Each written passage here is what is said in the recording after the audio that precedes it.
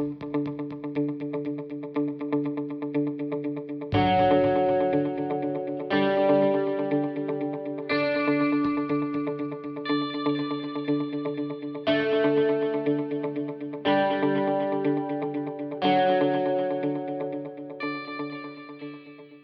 welcome to the Push-Pull Sales and Marketing Podcast. I'm Marcello.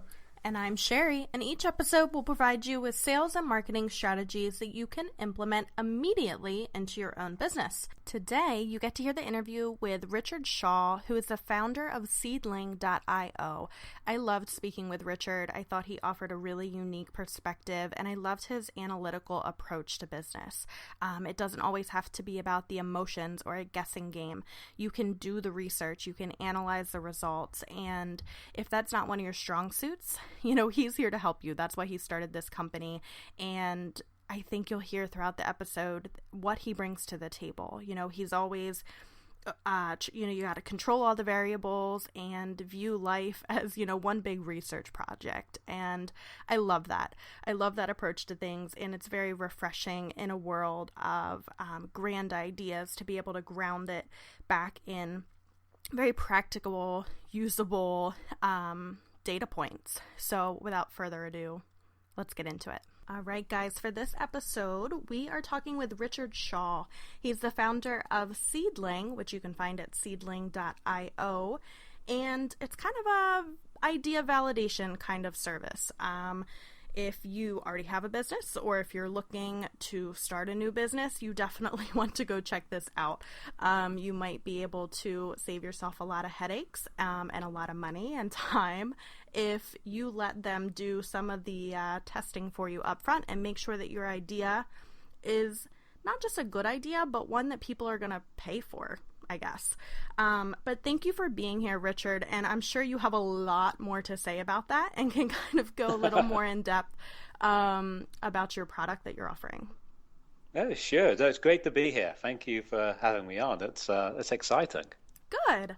Yeah, we're glad you're here. We always, this is the fun part of the podcast. A lot of times my husband and I, we co-host it together and we get to talk with each other, which is fun as well. It's great to share our ideas, but getting to connect with different people is really cool, especially in this online realm where I feel like, there's a lot of different businesses and a lot of different aspects of business that you don't always think exist, So yeah, it was great to get in touch with you.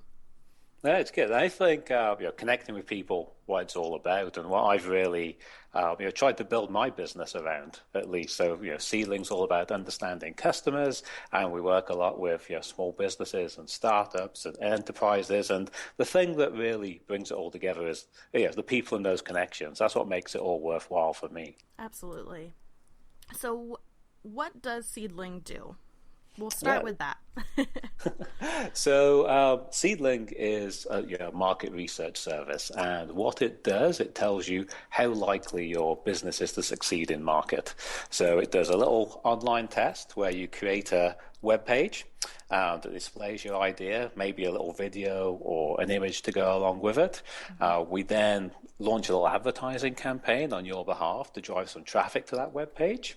And then we measure exactly what people do. So how long they're spending on the web page, what they click on, do they request more information?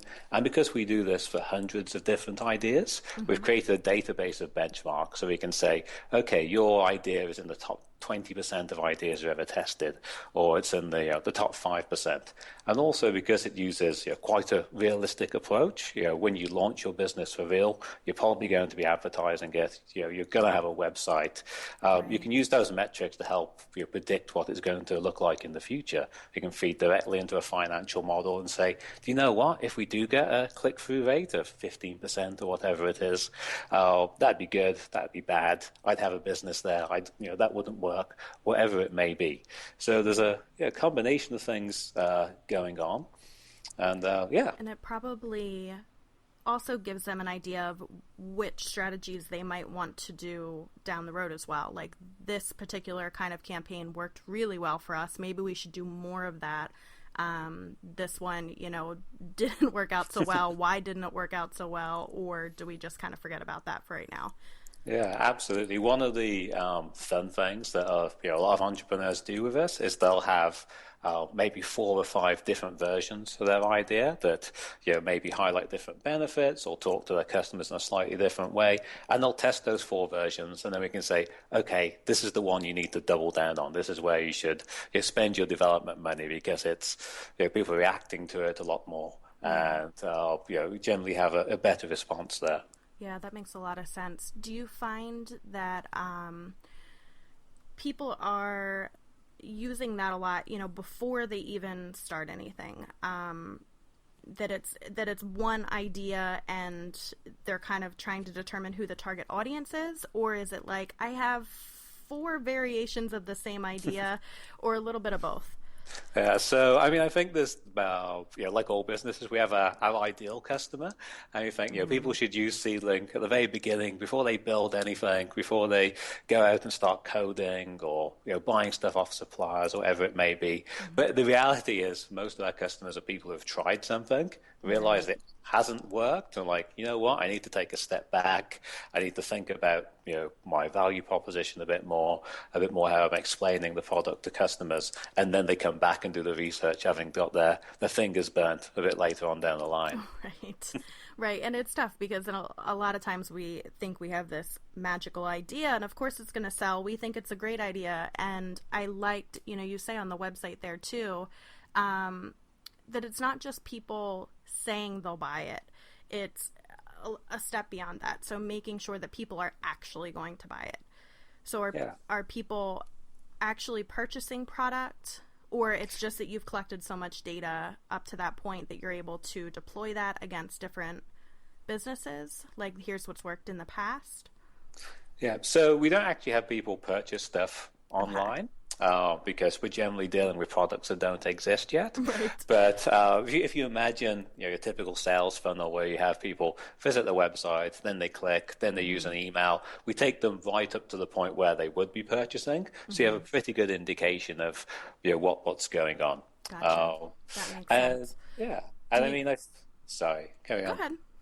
I was just saying, I come from a traditional market research background, so we do a lot of surveys and stuff in the past, and I found this has been a lot better because you're measuring behavior rather than opinions that we used to do with the surveys. Gotcha. Okay, that makes a lot of sense. Are you feeling like you run into some competition with things like Kickstarter and stuff like that? Like, I feel like Kickstarter has almost turned into an idea testing platform more than what it was originally intended for, which is probably not the best idea, because if someone tests out an idea on there, they are committed, and they at least surpass their goal. They're committed to following through, even if it wasn't a stellar response.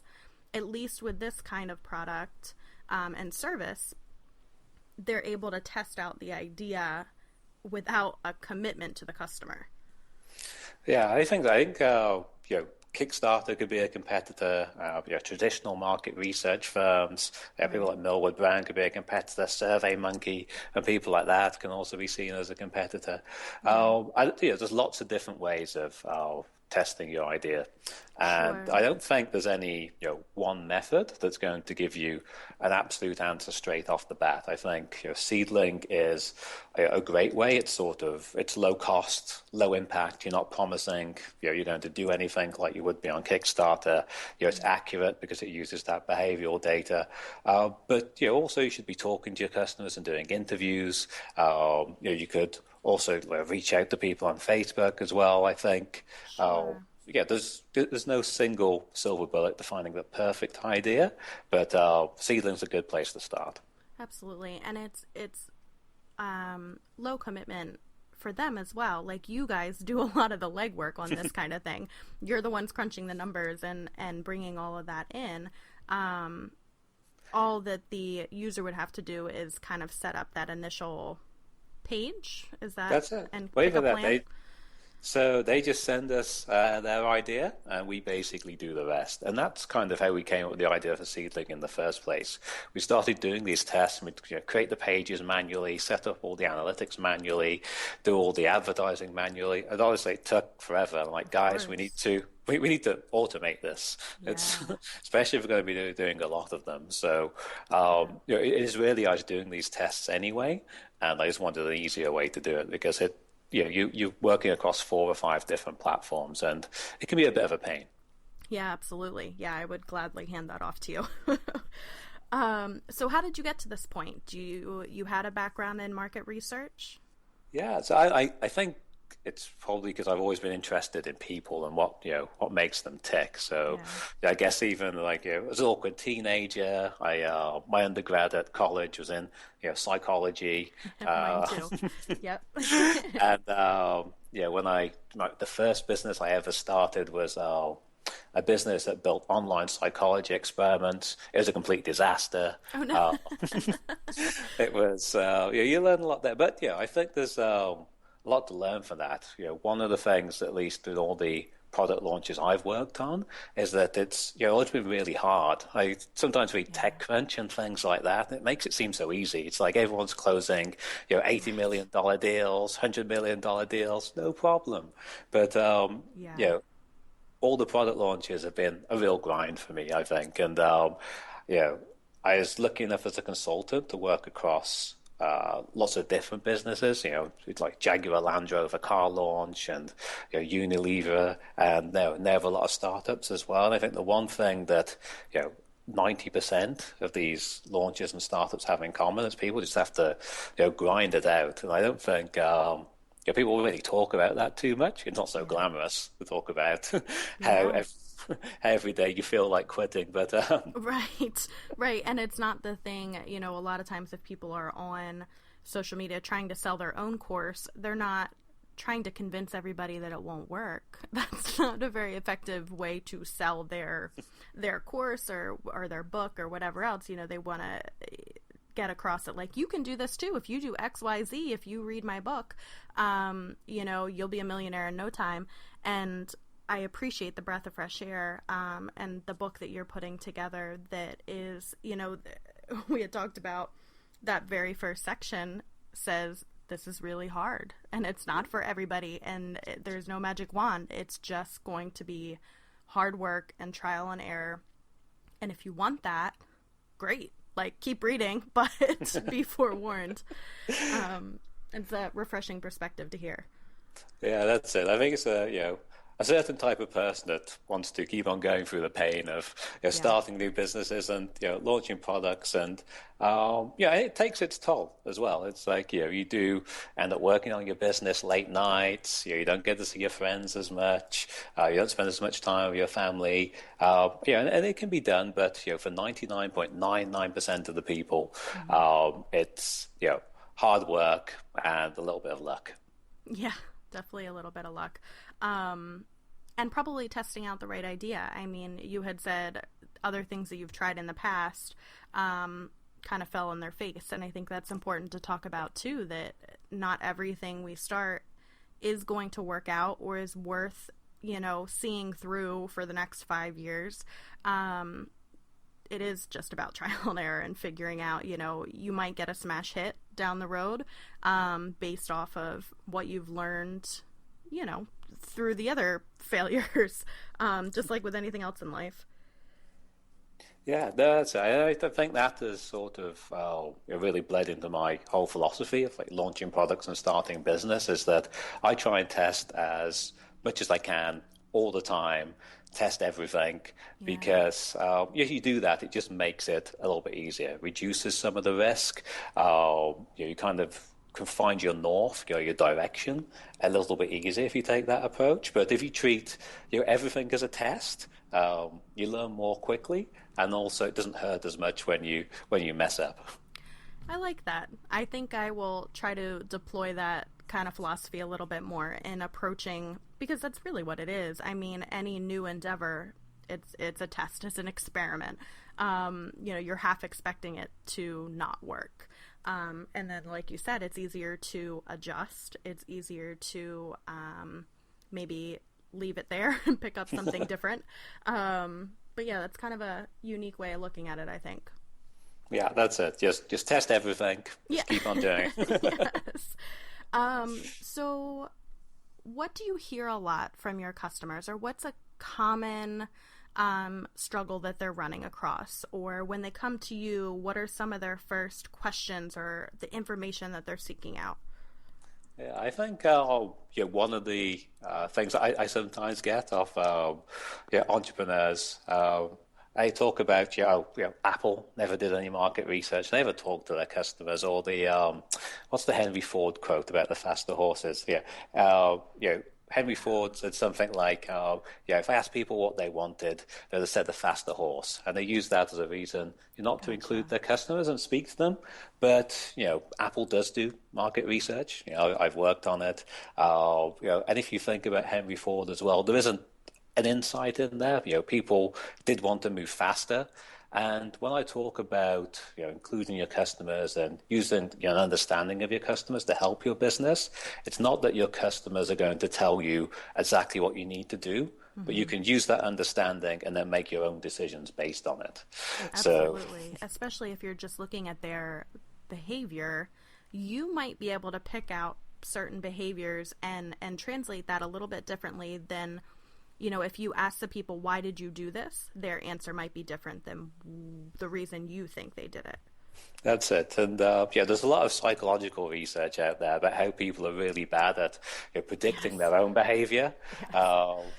Anyone who's ever tried to go to the gym was booked a gym membership, and you think you're going to go to the gym every month or every week or whatever it may be, and you never go. Even with the best of intentions, it just doesn't happen. Right, and we think we're in full control of our decisions, but the reality, how easily we can be manipulated is kind of scary to look at that research, how easily we can be swayed one way or another. That's it. And it's one of the reasons, if you noticed on a Super Bowl a couple of months ago, you see a lot more emotional advertising at the moment. Horses or sad kittens or whatever it may be. And that's because advertisers have realized that, people aren't very rational. They go with their gut, they go with their emotions. And we're Seedling. I'm almost trying to do the opposite of that. I'm trying to say, okay, don't go with your emotions. Let's look at the data and make a decision based on the information we've gleaned. Right. And then, employing different techniques than if you're doing some of the A/B testing, you can test that. If I give a more emotional story about this company or about this product, does that do better for my ideal customer than just here's what the price is and here's what you're going to get from it. I'm sure it varies a lot, and it absolutely depends on the product and the company and who you're talking to. But those are the important things to think through. Yeah, that's it. And that's one of the things we've been helping a lot of technical founders quite a bit with. Because when they come to Seedling and say, okay, I want to test my idea, and they give a very factual description of what their product does and how it helps people. And what we've been doing is, working with them, just casually over email, over calls, to help them craft a message that's going to resonate better with customers. And then we test it out and tweak it some more and iterate and do all that. Yeah, do you have an example to go a little bit more in depth with that? Yeah, I think one of the products we were working on was a wearable healthcare product that was very, very technical, monitored all sorts of wonderful things about your workout activity, and had all sorts of long words for sensors that I didn't really understand, to be honest.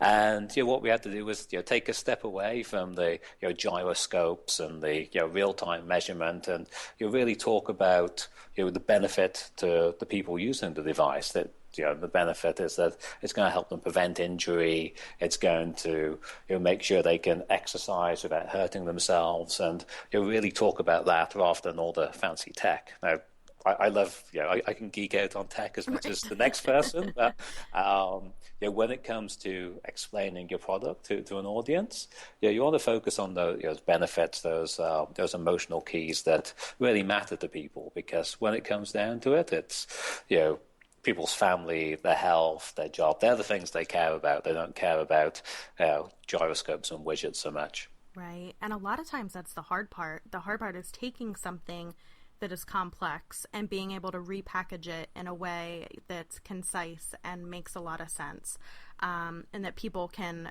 consume quickly and get to the point. People are valuing their time. They're not willing to, gloss over that much detail. They want to know, like you said, what's the benefit? What am I going to get out of it? Yeah, and it's super hard as an entrepreneur. If you're working on a product or starting a business, and you know every single inch of that business inside in, inside out, because you're working on it, 8, 10, 12 hours a day. It requires quite a lot of effort and a big mind shift to take a step back and be like, okay, how do I simplify this thing that I know so much about? Yeah, absolutely. And it's hard too because we give a little bit of conflicting messages. A lot of times we hear that you need to position yourself as an expert, and people need to know that you understand this and that you're the expert in this field. But then the balance of that is, well, not so much so that they can't quite, and it's not so much can't understand what you're saying, but that they're going to tune out a little bit. I don't want to, make it sound like we need to dumb everything down for people. Customers are very intelligent a lot of the time, but it's speaking to them in their own language. That's it. Well, we're hit with so many messages nowadays. Twitter, Facebook, cable streaming. People don't have a lot of time to really go into stuff in depth, right. And it's really that battle for attention that's hard, and it's difficult to balancing act. And again, it's all about trial and error. Make sure experiment with everything. Absolutely. Other than Seedling, do you have any other products or apps or websites or tools that you find yourself, like that you use yourself a lot of the time, that have been really helpful for you? Yeah, so tools and apps. So I know we've been experimenting quite a lot with things like Autopilot and Intercom for automated email marketing. That has been really interesting to get into that and understand the email sequences. We're big fans of Segment, Segment.com, I think they are now, which are an analytics platform, and basically you can put all your analytics data just through this one platform, and it will send it to Google Analytics. It will send it to all your other platforms as well. So that has made, as a small business that's really data focused, it made creating a data warehouse really simple. I know, having worked at larger businesses before, if you want to keep all your data in one place and link all these systems together, it can take a long time to get the engineers to do it and figure out all the integration. And the guys at Segment have done a good job of making that a lot easier. It's not something. Yeah, it's not something that a small business could have done itself, 5-6 years ago. Yeah, I haven't heard of that one. That's a new one, and definitely a valuable one. And then the one other tool that I'm kind of obsessed with, and there's a few similar tools out there, but the one I've been playing around with is called Full Story. And what they do is they capture all the movements on the web page, so you can see exactly how people move for your website. And it plays back kind of like a DVR, like a recording of a user session. And I just watch them all. Like, I just watch exactly what people are clicking on, and it's kind of addictive. And I think you're in the right field, because for me, that does not sound exciting. I understand the benefit. I hear it as like, that's super worthwhile, but that would not be my choice of how to spend my time. Does that sound fun? No, just watching people click for a website. It must just be me. Unfortunately, I think you started the right business. You have found your niche. That's funny. Very, very useful though. I mean, I think it's something, again, that people just assume they know what their customer is doing, and you might not know how they're moving through your website, and simply reorganizing a homepage, or, if you're directing them to download an ebook, and then, the thank you page has a couple different things on it. It really matters. You need to know which buttons they're hovering over and might not click, or, if they go to the homepage and they go right to the about section, maybe you need to have more about your company on the homepage. All of that can be so helpful. No, it is. It's anyway, it's easy for to assume that you know your customers when you don't really know them that well. We tend to sort of give extra emphasis or too much weight to our own experiences. And because our friend has said, "Oh, your website looks great," and I found it really simple, there's not necessarily the case. And it's the same. It's the same in media as well. If you look on your Twitter stream or Facebook, you tend to see the same sort of news stories, or you get that echo chamber. And it's similar when you start a business as well. Just talk to a few people. So actually, spreading your reach wider, looking at as many customers as you can, talking to as many different types of people as you can, I think is really important, because it's easy just to get, as I say, stuck in that echo chamber, thinking the same things. And you see it all over the place. It's not just small businesses.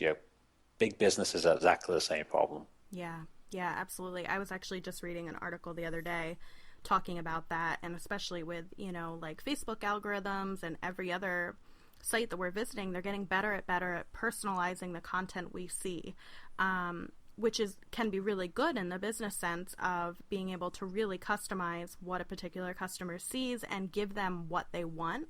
But then what are the consequences for that in the larger scheme of things, if we start to believe that we're living in this bubble of like-minded people?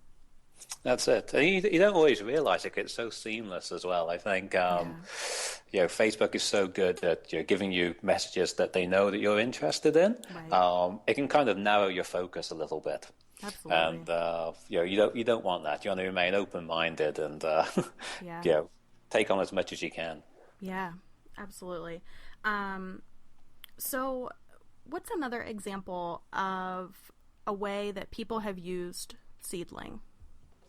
Most of the time we've been helping people sort of with their initial business idea, but then after we've kind of settled on what we think is a good idea, we've been working on things like pricing as well. So what is the optimal price point for your product? So we could test, whether it's $10, $20, $50, and then based on the conversion rate, we can say, okay, actually, you've made a few less sales at $30, but because you're charging more, that's probably the best price point for you. So that has been really interesting. I get to geek out on the math a little bit when we do that. So yeah, that's a great way to use that tool, because I think pricing, from experience, is just one of the hardest things to do if you don't have data to back it up, because you are just taking a shot in the dark. If you're, this will probably work. Well, when it comes to pricing, I mean, if it means somebody's going to buy it or not, that is the only make or break moment. So you need to hit that.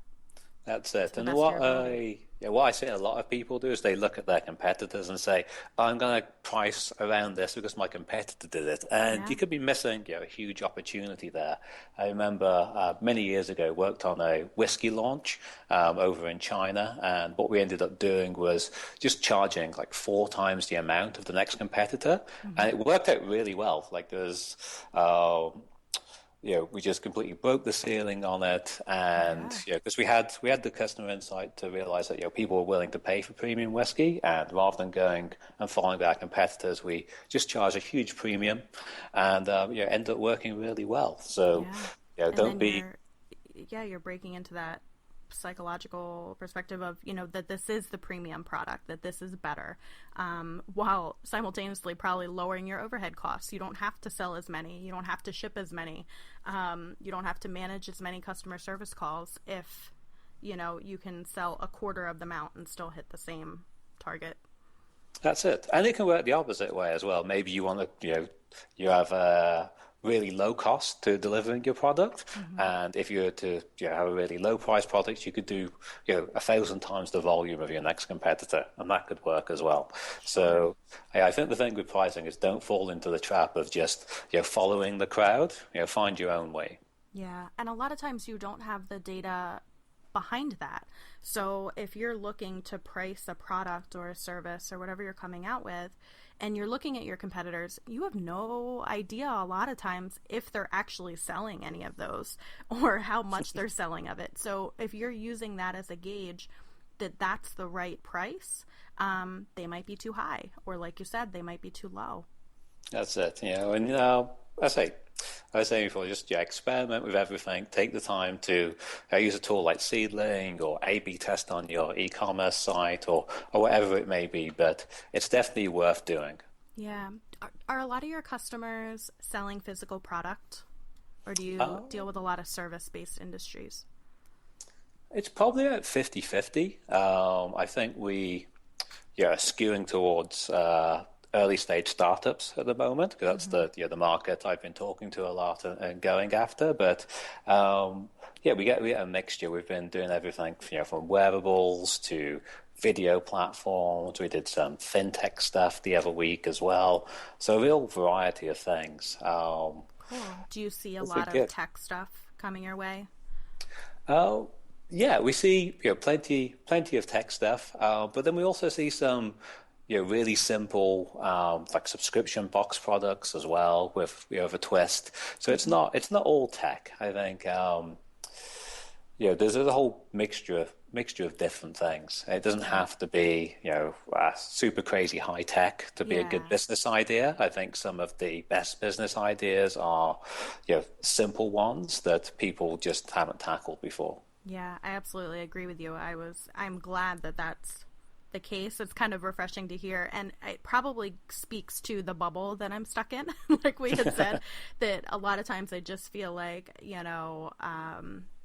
when I'm living in the digital realm that everybody else is too. So it's always interesting to hear, that people are still doing a wide range of things.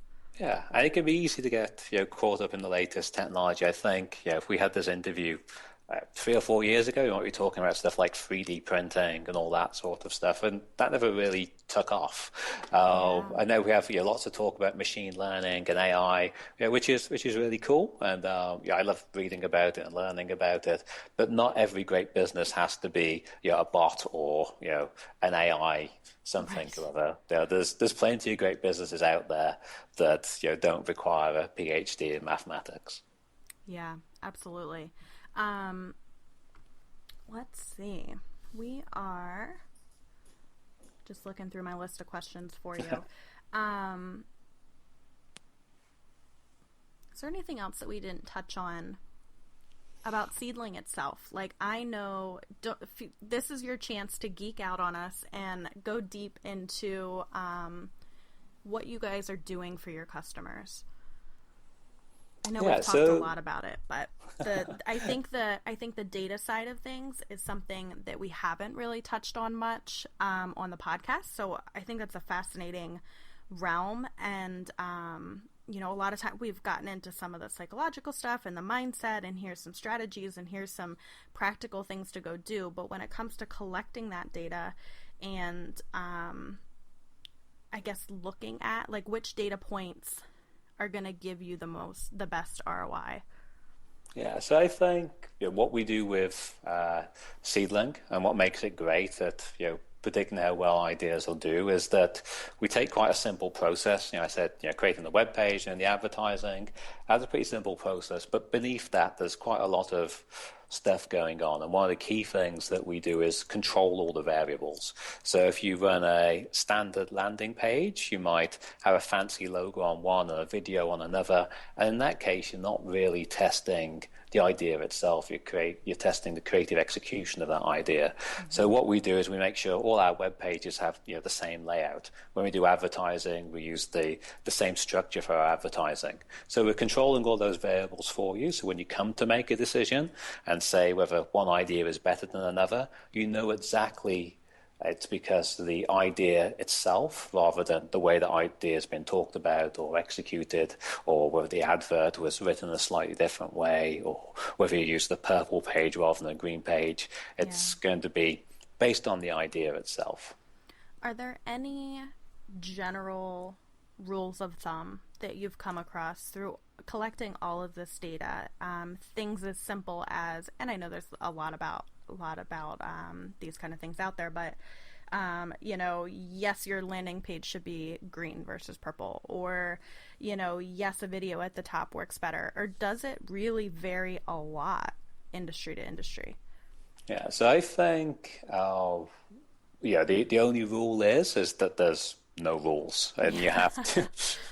Um, and I think some of these things that, we'll do case studies, like I changed the button to red and I got a 100% click-through increase are often, a mathematical fluke 9 times out of 10.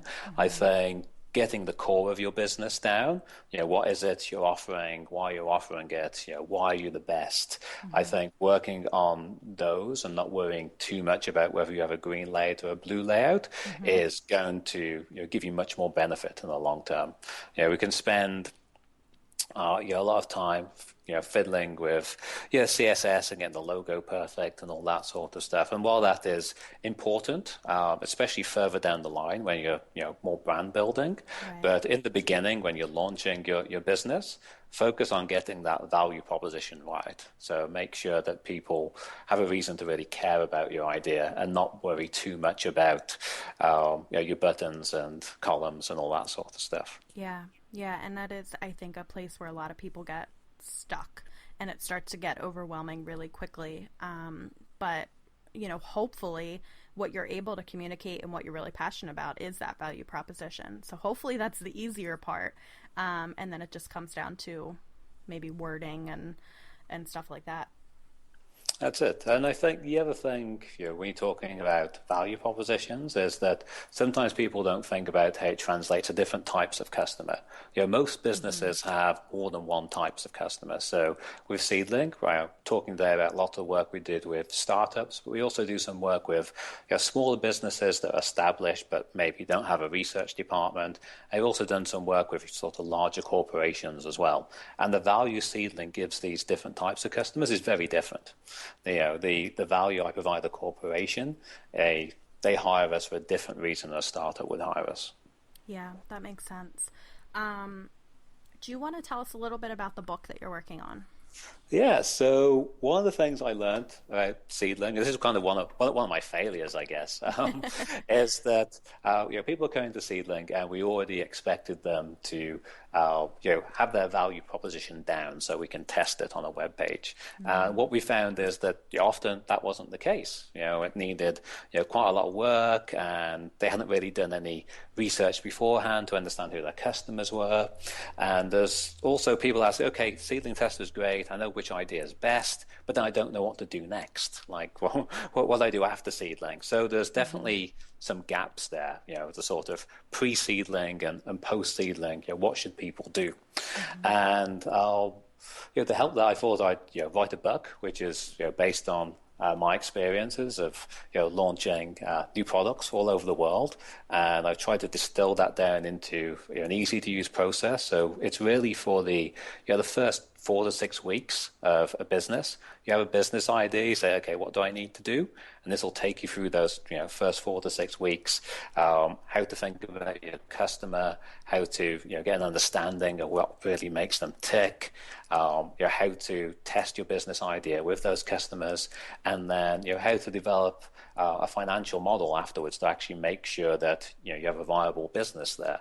So it's for really early stage startups. I'm writing it because the product we created doesn't cover all the bases, and so far people have been really positive about it, and it's been I've been quite taken aback really about how many people have signed up and was like, yes, I want to do that. So I hope the final version lives up to people's expectations. And the unique thing that you're doing with it too is that you're making people a part of the process, and you're making sure that at every step along the way that this is the book that they want to read, and that this is the information that they need to get that business off the ground. Yeah, so one of the things, I say, the mistake we made with Seedling was that there's no sort of pre-Seedling and post-Seedling stage, and we're fixing that. But also, I've run this process that I'm outlining in the book as a consultant, hundreds of times, but I have, don't know how well it runs when I'm not around, over people's shoulders, coaching them through it. So by opening up the book, people are running through the process right now as I write it with me, and giving me feedback on what works for them, what doesn't work for them, is making the book better. And it's all part of our philosophy. Experiment with everything, include your customers every step of the way, and you'll have a better product at the end. I love that.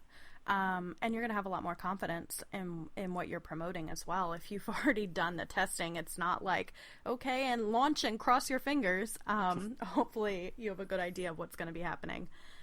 Is there a way that people can grab, I guess, let's see. I was looking through my email here, the draft of the book? Yeah, we'll put a link. I guess you have show notes. And we can, we'll put a link there. I think it's on seedling.io /app/book, but it's a little long. So sure. we'll make sure people get the link if they want to take part. And I say it's been written out now, so get involved. Tell me what's good. Tell me, what sucks. And that sounds good. Yeah, I will definitely include that in the show notes. And I cut you off. Was there something else that you had wanted to say about? No, that's just me rambling. So okay. it's good to cut me off. That's what the podcast is for. It's for the rambling. So along those lines, before we wrap up here, how can people find you? Yeah, probably the best way is just to drop me an email, which is just richard.shaw @seedling.io. You can also find me on Twitter and stuff as well, but I tend to be on email a lot. So if you have any questions about validating an idea or market research, it doesn't have to be about Seedling particularly. I'm always happy to learn about what people are doing and chat to them. Great. Yeah, we'll definitely include that as well. I feel like people are tending to get back to email a little bit more. And I was reading a thing too that the next generation coming up is getting back to less social media, like broadcasting, and back to like messaging, a little bit more personal kind of thing. But we'll definitely link people to you. That's it. Yeah, I think especially in the business that I work in, each idea is so unique. It's difficult to talk to people en masse about it. As anyone who started a business knows, it's a deeply personal experience that you go through. From launch all the way until you end up closing or selling the business. It's good to connect on one-on-one. I think the other thing as well is because we deal a lot with new ideas, we have to be a little bit careful about what we talk about and NDAs and all that sort of stuff. So it's good to have that personal connection. Absolutely. What is the number one thing that you would recommend to people who are looking to start a business? What's step one? Yeah, so I think the number one thing for people starting a business is that your potential customers out there are probably the greatest asset you're not using yet.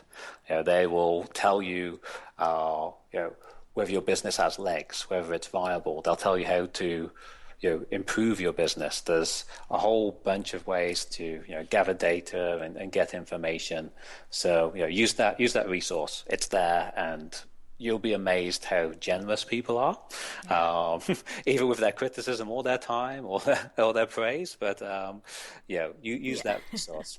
And that's an important point too, is that it's just as helpful to you to receive that criticism as, if not more so. So, ask for it. Ask for the feedback, good or bad. Yeah, ask for the feedback, but also remember, we spoke about before about the difference between opinions and behavior. Opinions are useful for generating ideas in your head about what to improve and what to change, but really make your decisions based on the behavioral measurements you get. So opinions for ideas, behavior for decisions. Great point. Well, thank you so much for talking with us, Richard. I think we'll wrap things up there. But like you said, people can always reach out to you individually. I'll make sure that we include links to the free book and to Seedling itself, which is seedling.io, along with your email address and all of that good stuff. Yeah, no, fantastic. And yeah, I've really enjoyed it. And yeah, I hope the listeners got something out of it. And yeah, I'm just sure drop they me a did. line. I'm sure they did. And we'll be keeping an eye out for new sections of the book. I'm having fun following along. I'm a little bit behind already. You're writing faster than I can read through it. But Yeah. Well, I was maybe a little bit ambitious with the writing because yeah, we started this crusade where we're going to get people involved in the drafts. I'm going to release a section every other day, but yeah, it's hard work to yeah. go back to everyone at the beginning. So, but that's my own fault. I'm just uh, I'm just one mistake after another. Broken up by going on podcasts and telling people about those mistakes. That's Yeah. pretty much it. Exactly. Yeah, but that you're nice enough to share those mistakes with us so that we can, learn from them, and they're not so much mistakes as, what you said, life's an experiment, right? Yeah, that's it. You just gotta keep on experimenting. Sounds good. Thanks so much, Richard. Thanks so much. Bye bye now. All right, so that wraps us up for the week. A couple quick things as we close out the show. If you're looking for show notes or links or how to connect with Richard, you can go to pushpullsales.com, and we always have the show notes there for you guys. Please connect with us on Instagram and Twitter, which is also at pushpullsales. If you're interested in being a guest on the podcast, there's a form on the website that you can fill out to apply to be a guest. And also, we'd love it if you supported our sponsor for this week, which is Blinkist. If you go to pushpullsales.com/quick read, you can get a free trial of Blinkist where they take nonfiction books, kind of those really helpful business kind of books, and they break it down. They give you the main points in a 15-minute read, something that you can read over your lunch break, educate yourselves, and kind of get the main points across. So you can check them out. Like I said, pushpullsales.com/quick read for a free trial. And if you have any questions, feel free to reach out to us. We're always open to that feedback.